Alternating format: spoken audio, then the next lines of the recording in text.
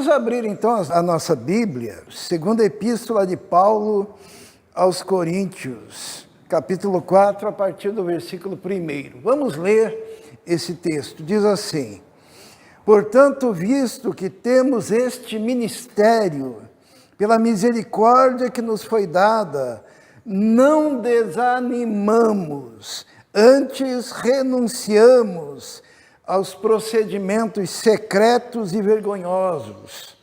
Não usamos de engano, nem torcemos a palavra de Deus.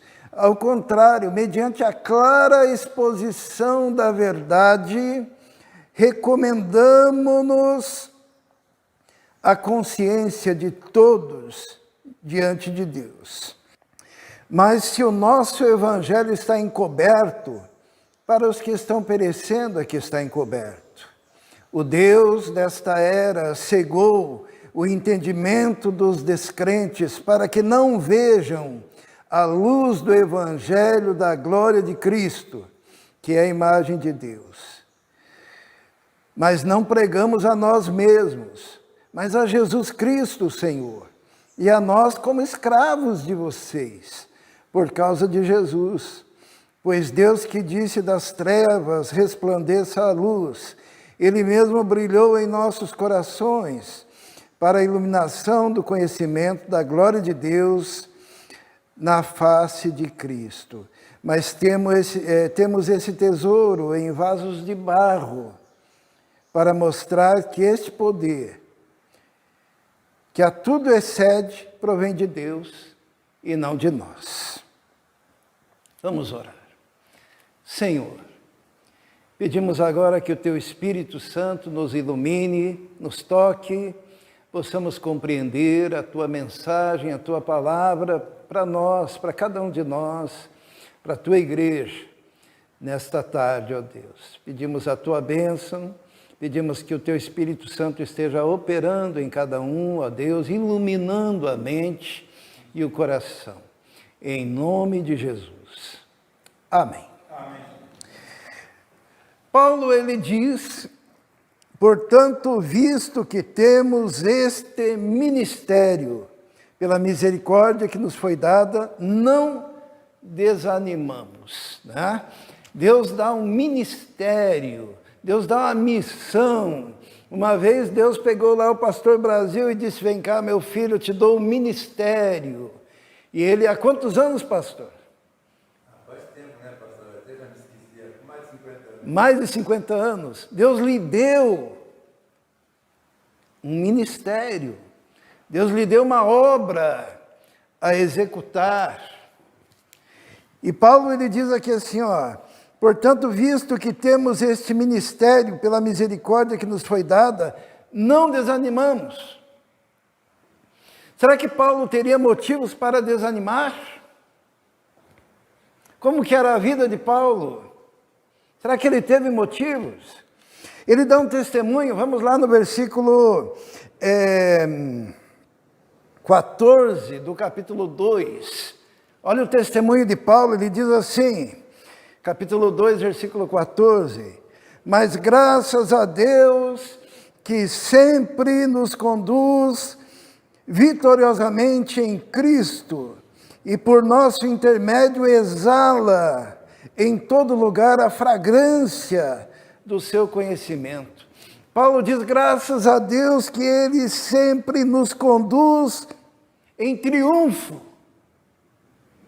Que coisa, hein? Paulo dizendo isso. Paulo dizendo, eu recebi esse ministério, eu não desanimo. Nós que recebemos esse ministério, nós não desanimamos. Um pouquinho antes ele diz, graças a Deus que sempre nos conduz em triunfo.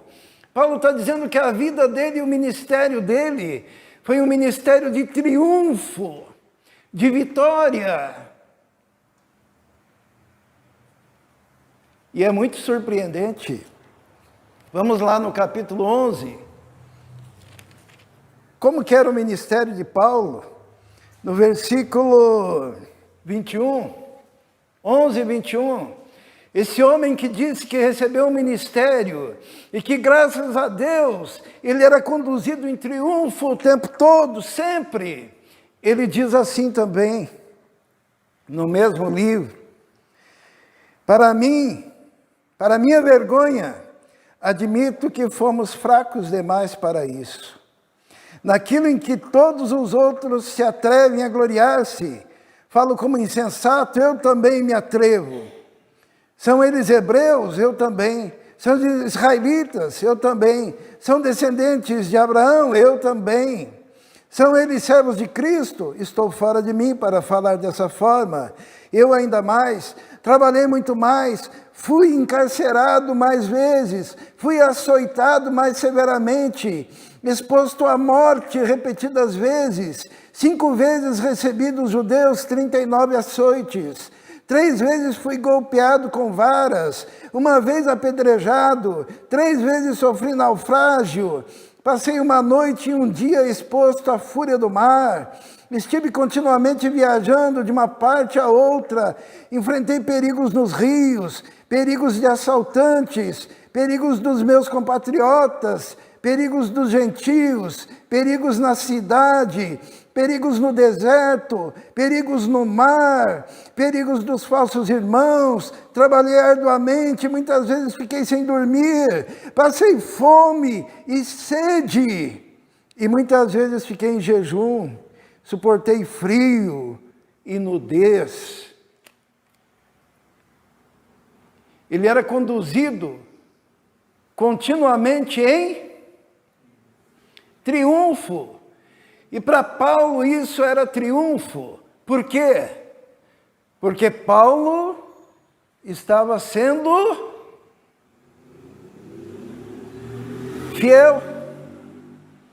Os irmãos estão vendo qual é o conceito de triunfo, de vitória, de ser conduzido continuamente em vitória. Para o apóstolo Paulo, voltando lá para o capítulo 4, versículo 1, diz assim: portanto, visto que temos este ministério, pela misericórdia que nos foi dada, nós não desanimamos. Não havia como possibilidade para Paulo desanimar,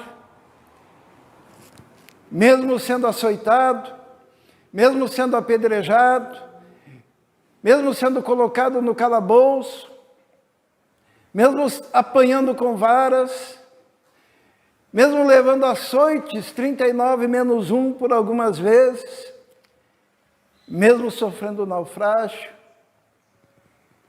ele não desanimava, porque ele sabia quem o havia chamado e para qual ministério ele tinha sido chamado.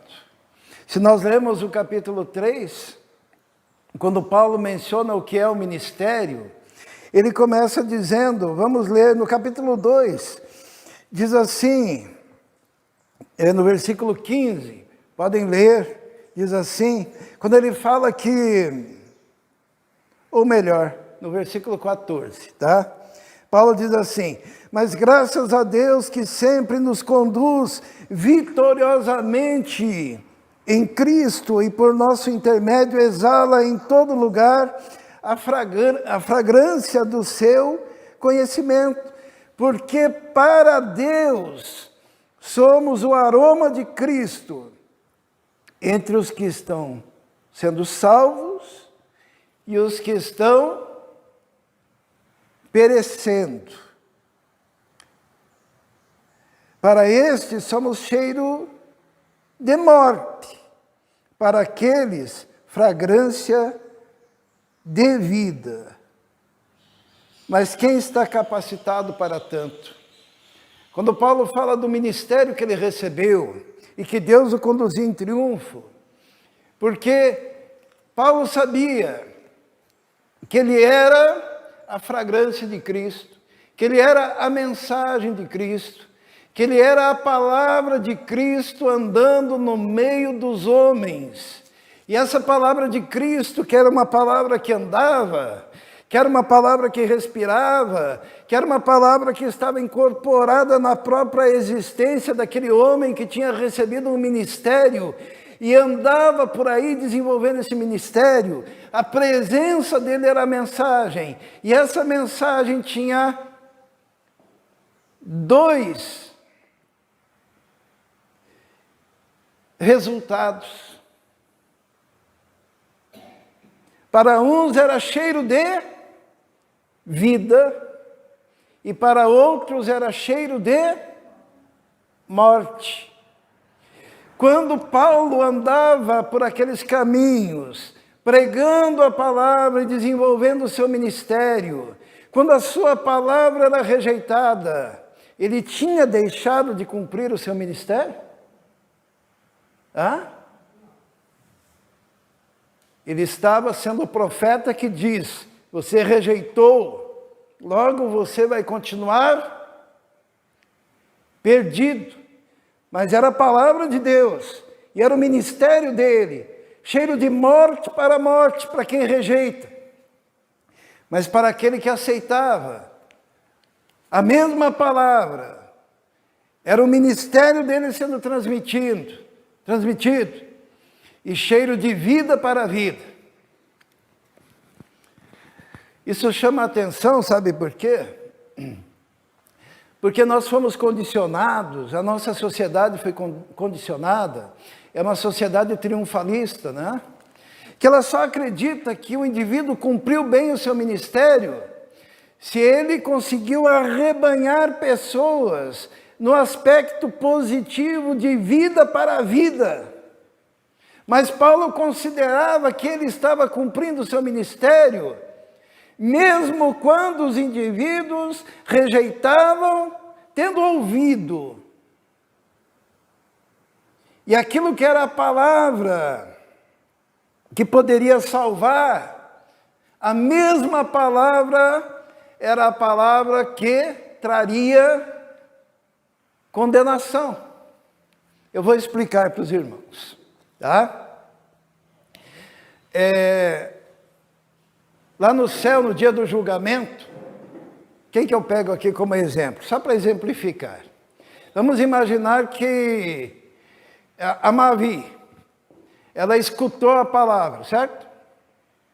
Ela escutou a palavra do Evangelho, que foi ministrada pelo ministro, em nome do Senhor. E ela disse não. E o Israel escutou a mesma palavra pelo ministro do Senhor. E o Israel disse sim. A mesma palavra é cheiro de vida para a vida e cheiro de morte para a morte. E o ministro é o mesmo. Os irmãos estão vendo o que é o ministério? O ministério é você ser fiel à palavra. Agora, o efeito que essa palavra vai produzir é diferente. Em quem aceita e em quem rejeita. O apóstolo Paulo, quando ele fala assim, olha, portanto, visto que temos este ministério pela misericórdia que nos foi dada, não desanimamos. Ele está simplesmente se referindo a esse ministério, ao que ele disse um pouquinho antes.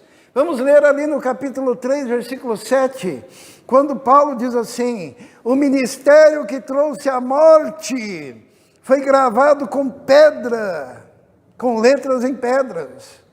Mas esse ministério veio com tal glória que os israelitas não podiam fixar os olhos na face de Moisés por causa do resplendor do seu rosto, ainda que desvanecente. E ele pergunta: não será o ministério do Espírito ainda muito mais glorioso? Ele está dizendo que o ministério anterior ao dele, que era o ministério de Moisés, era um ministério de pedra, escrito em pedra, palpável, poderia ser tocado, e os atos poderiam ser feitos diariamente naquele ministério de pedra. E aquele ministério já era glorioso. Só que Paulo diz assim, agora o nosso ministério não será o ministério do Espírito ainda muito mais glorioso? Como que é o ministério do Espírito? Quem está vendo o Espírito Santo aqui hoje? Tem alguém enxergando o Espírito Santo? E se eu trouxesse aqui uma baita de uma tábua escrita, ou melhor, uma pedra escrita de todos os lados, todo mundo iria ver. No Antigo Testamento era baseado nessa pedra. No Novo Testamento é baseado no Espírito. E esse Espírito não é palpável, mas ele é perceptível pela transformação que opera dentro do coração. E Paulo diz que esse segundo ministério, que é o que ele recebeu, é muito mais glorioso do que o primeiro. No versículo 9 é o que ele diz: se era glorioso o ministério que trouxe condenação, quanto mais glorioso será o ministério que produz justificação. Significa que nós estamos andando por aí, se nós somos do Senhor, se nós temos o ministério do Senhor, se nós temos a missão do Senhor, se nós temos o Espírito do Senhor, nós estamos andando por essa sociedade e, como mensagem viva, nós estamos levando muita gente conosco para a salvação. Aqueles que entenderam a mensagem, ouviram o Evangelho transformador.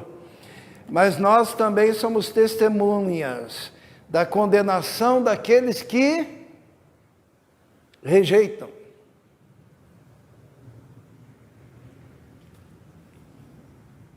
Esse é o ministério que nós temos diante de nós.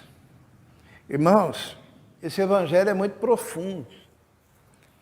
Não é essa coisa pragmática, que as pessoas pensam assim: eu quero uma igreja, já nem penso em evangelho, penso em igreja, que eu saia de lá e consiga conquistar meu carro, minha casa própria, o meu bom emprego. Irmãos, estão vendo a diferença? Paulo aqui está falando do ministério do Espírito, que é fundamentado numa profundidade muito maior e que diz respeito à salvação da alma do indivíduo, é a produção da vida que pula para dentro da vida eterna. O versículo 10 diz assim: porque o que outrora foi glorioso, agora não tem glória, em comparação com a glória insuperável.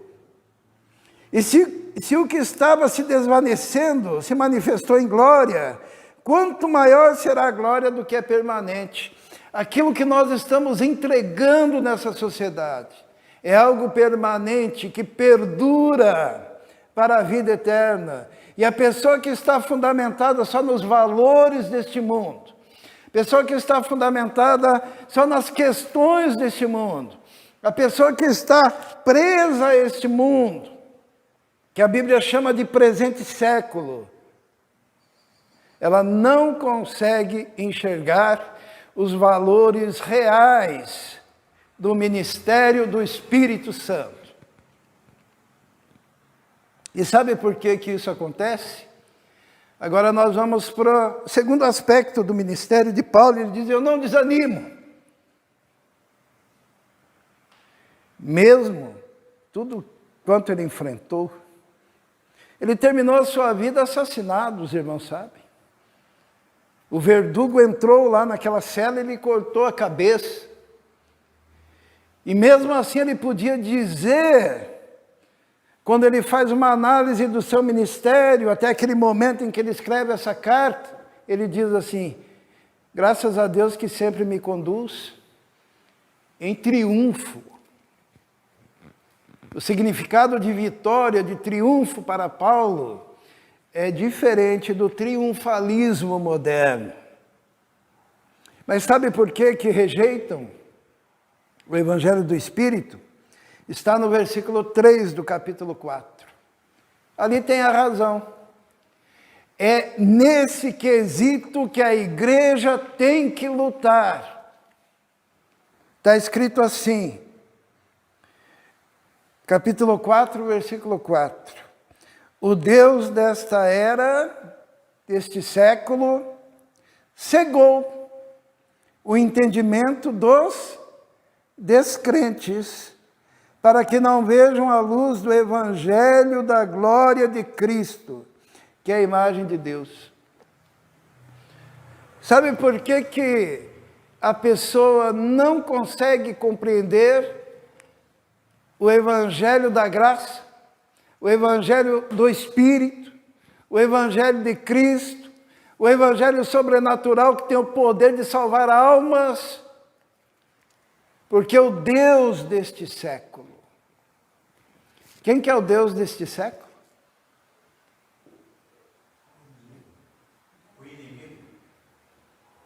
O diabo, o adversário,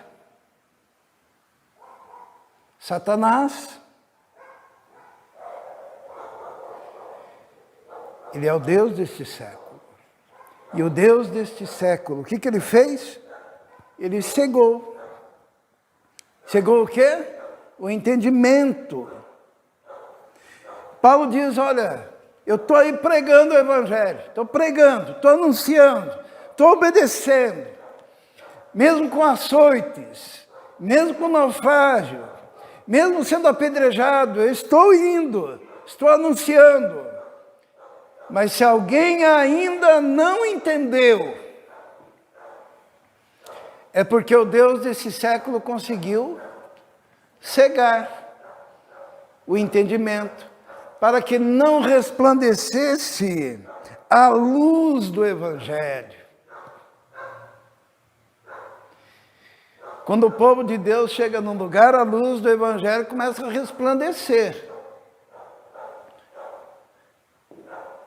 E daí o que acontece quando chega a luz? As trevas se dissipam. Quando o evangelista João fala sobre a vinda de Jesus,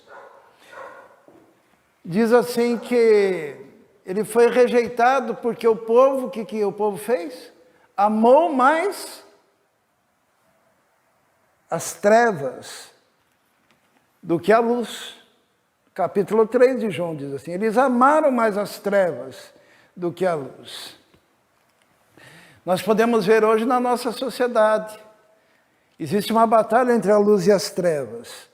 E quando as trevas começaram a tomar o controle social do Brasil, quais são os mais atacados e que eles tentam calar? Os evangélicos, as igrejas, porque as trevas não suportam a luz. Hoje eu recebi um vídeo que me fez lembrar a época que eu estudava no seminário, já faz tempo, né? E naquela época ainda existia a tal da União Soviética, né? Que ainda havia Guerra Fria, toda aquela questão, né? Ainda estava em pé o Muro de Berlim, né? Que ninguém acreditava que aquilo ia cair, e caiu. Que nem hoje em dia. A gente pensa assim, poxa, será que tem solução? O Muro de Berlim caiu. Os impérios caíram, né, que eram contra Deus, caíram durante toda a história. Mas eu estava vendo aquele vídeo e eu me lembrei daquela época minha em que estava nos Estados Unidos, principalmente na Europa, dentro dos seminários, das faculdades que preparavam pastores, como professores, Pastor Brasil, espiões russos da União Soviética, professores de teologia, professores de Bíblia, dentro dos seminários, preparando líderes e pastores para aquela geração. E houveram escândalos terríveis quando esses homens começaram a ser descobertos. Por isso, quando eu vi um videozinho hoje que me mandaram, onde o grupo de esquerda do Brasil, dizendo assim, precisamos investir nas igrejas, em igrejas progressistas, institutos e seminários progressistas, que ensinem os seus líderes um caminho diferente. Irmãos, estão vendo? As trevas querendo invadir as nossas lideranças, destruir a próxima geração com a adulteração do Evangelho da graça do Senhor. Por isso que o povo de Deus precisa se despertar para ler a Bíblia, ler o Evangelho. Porque se o Brasil ainda não foi transformado pelo Evangelho, é porque o Deus desse século cegou os entendimentos. Mas nós, igreja, somos o bom cheiro de Cristo. E triunfo não é pregação da prosperidade. Triunfo é ser fiel. Triunfo é ser correto. Triunfo é dar testemunho. Triunfo é denunciar o pecado. Triunfo é denunciar as heresias. Triunfo é caminhar na palavra. Tanto que Paulo, ele fala sobre isso, quando ele diz que, no versículo 5, olha só, depois que ele diz que o Deus desse século cegou os entendimentos, no versículo 5 do capítulo 4, ele diz assim, mas não pregamos a nós mesmos, mas a Jesus Cristo, o Senhor, e a nós, como escravos de vocês, por causa de Jesus. Paulo, ele não pregava a si mesmo. Os irmãos entendem o que é pregar a si mesmo? Alguém aqui já passou em frente de igreja que está lá a fotografia do pastor? Já? O grande ministério do missionário fulano de tal, do pastor fulano de tal, anunciando a si mesmo. Hã? Ou o grande ministério do fulano de tal, porque ele diz, argumento de autoridade, né? Paulo, ele dizia o contrário, dizia, eu não prego a mim mesmo, não, eu prego a mim mesmo como escravo de Cristo e de vocês, que estou anunciando a palavra. Pois Deus que disse, das trevas resplandeça a luz, Ele mesmo brilhou em nossos corações para a iluminação do conhecimento da glória de Deus na face de Cristo. E Paulo diz, mas temos esse tesouro em vasos de barro. Irmãos, entendem o que significa? Existe o tesouro. Qual que é o tesouro? O tesouro é o Evangelho, é Jesus. E quem é o vaso de barro? É nós. E por que vaso de barro? Para lembrar que somos frágeis, para lembrar que nós somos apenas um recipiente, para lembrar que nós somos um utensílio nas mãos do Senhor, para lembrar que nós não somos grande coisa. Não é vaso de ouro, né? É vaso de barro.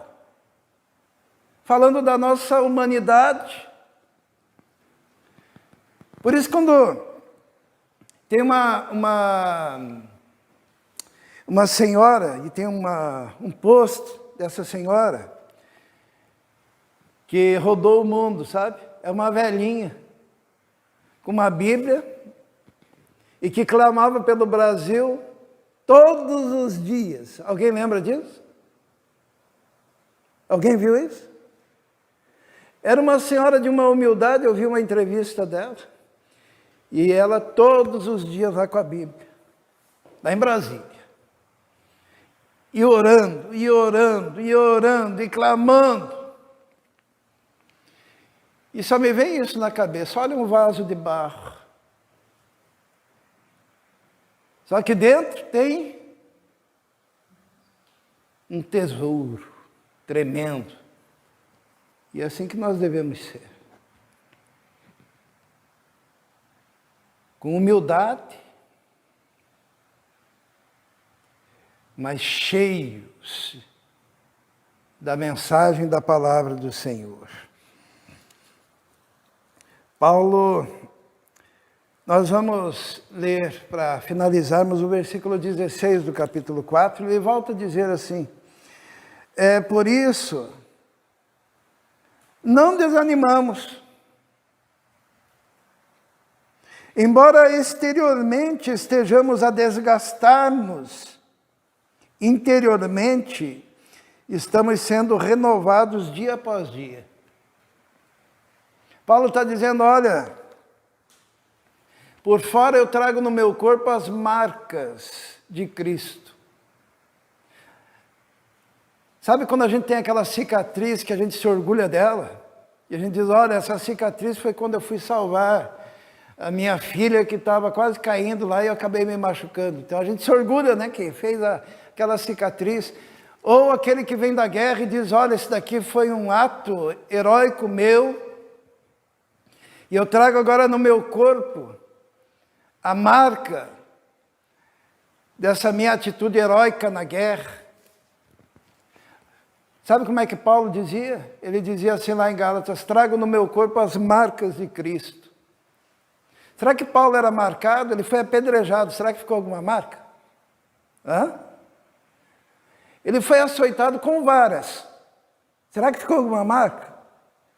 Ele foi açoitado com açoites, aqueles que tinham um ferrinho na ponta. 40 menos 1, né? 39 açoites. 3 vezes. Será que ele tinha alguma marca? Ele sofreu naufrágio.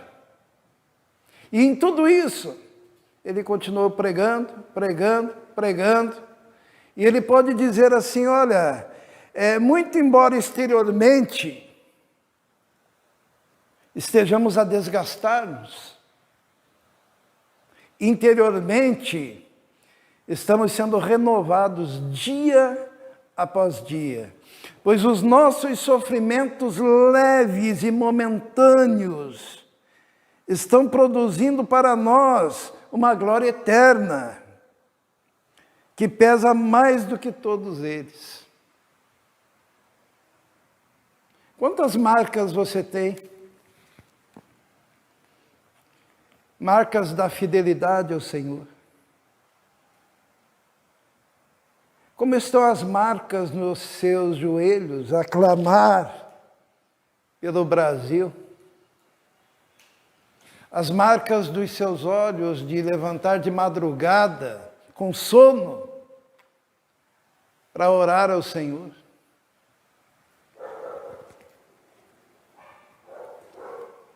Embora exteriormente se desgastando, interiormente se renovando, pois os nossos sofrimentos, Paulo diz, são leves e momentâneos. Se o sofrimento de Paulo, que foi descrito, eram leves e momentâneos, os nossos são o quê?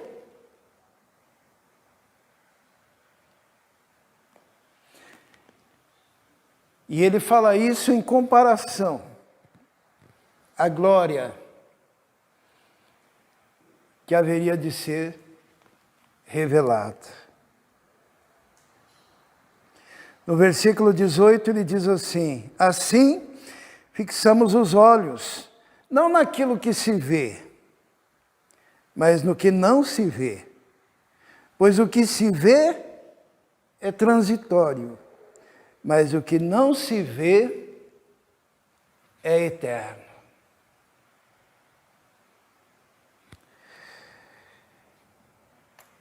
O povo de Deus muitas vezes tem que andar mais de olhos fechados do que abertos, né?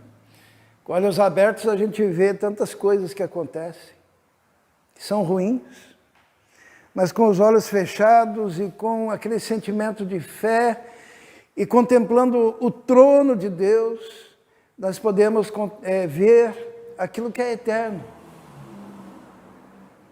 E nós passamos a dimensionar a vida de uma forma diferente.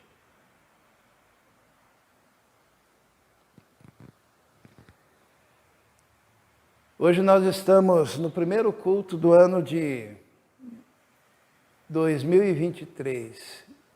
E quero dizer como Paulo, não desanimamos. Mas o quê? Prosseguimos anunciando o Evangelho através da nossa própria vida, como igreja. Lembrando que nós somos cheiro de vida para a vida, mas também cheiro de morte para a morte. E daí não depende de nós. Nosso papel é ser fiel. E brevemente, o Senhor se manifestará, dando a cada um segundo as suas obras. Porque a salvação é pela graça, mas os galardões, o resultado